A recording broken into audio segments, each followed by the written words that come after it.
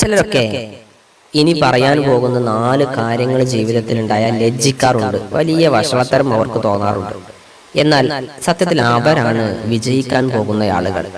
ഞാൻ 4 കാര്യങ്ങൾ പറയാം, നിങ്ങളൊന്ന് നോക്ക്. നിങ്ങൾക്ക് ഈ 4 കാര്യങ്ങൾ നിങ്ങളുടെ ജീവിതത്തിൽ ഉണ്ടാകുന്ന സമയത്ത് ലജ്ജ തോന്നാറുണ്ടോ എന്നുള്ളത്. അസ്സലാമു അലൈക്കും വറഹ്മത്തുള്ളാഹി വബറകാതുഹു. ഒന്നാമത്തെ കാര്യം, പഴയ വസ്ത്രങ്ങളാണ് നിങ്ങൾക്കുള്ളത്. അതിൽ നിങ്ങൾക്ക് വലിയ ലജ്ജ തോന്നാറുണ്ടോ? വലിയ ഒരു വഷളത്തരം ഉണ്ടെങ്കിൽ അത് നിങ്ങൾക്ക് ഇനി മുതൽ തോന്നരുത്. അത് നിങ്ങൾക്ക് വിജയത്തിനുള്ള ഒരു അടയാളം തന്നെയാണ്. രണ്ടാമത്തെ ഒരു കാര്യം, പാവപ്പെട്ട സുഹൃത്തുക്കളാണ് നമുക്കുള്ള സുഹൃത്തുക്കളൊക്കെ. സാമ്പത്തികമായി വലിയ പ്രയാസമുള്ളവരാണ് നമ്മുടെ സുഹൃത്തുക്കൾ. എന്നാൽ മറ്റു പലരുടെയും നമ്മൾ കാണുന്ന ആളുകളുടെ സുഹൃത്തുക്കളൊക്കെ വലിയ പണക്കാരാണ്, അവർ വലിയ വലിയ വാഹനങ്ങളിൽ നടക്കുന്നു. നമ്മളാണെങ്കിലോ അത്തരം ഒരു വാഹനവും നമ്മുടെ കയ്യിലില്ല. നിങ്ങൾക്കതിലൊരു പ്രയാസം തോന്നാറുണ്ടോ?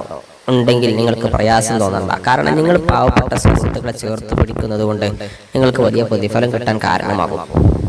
ഇനി മൂന്നാമത്തെ ഞാൻ പറയട്ടെ, നമുക്കുള്ളത് വയസ്സായ മാതാപിതാക്കളാണ്, പ്രായമായ മാതാപിതാക്കളാണ്. അതിൽ നിങ്ങൾക്ക് വലിയ ലജ്ജ തോന്നാറുണ്ടോ? ഉണ്ടല്ലേ. പലപ്പോഴും സ്കൂളുകളിലേക്ക് അത്തരം മാതാപിതാക്കളെ ഒന്നും കൊണ്ടുപോകൂല. വയസ്സായവരെയാണെങ്കിൽ നമുക്ക് ലജ്ജയാണ്.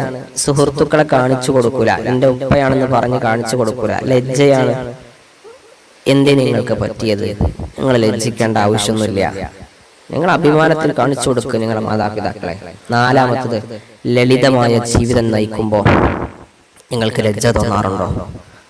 ആരെങ്കിലും ലളിതമായ ജീവിതം നയിക്കുന്നത് കാണുമ്പോൾ, അല്ലെങ്കിൽ നമ്മൾ ലളിതമായ ജീവിതം നയിക്കുന്നത് കാണുമ്പോൾ ഒരു ലജ്ജ ആവശ്യമില്ല കേട്ടോ. അതൊക്കെ നമുക്ക് വിജയിക്കാനുള്ള മാർഗങ്ങളാണ്.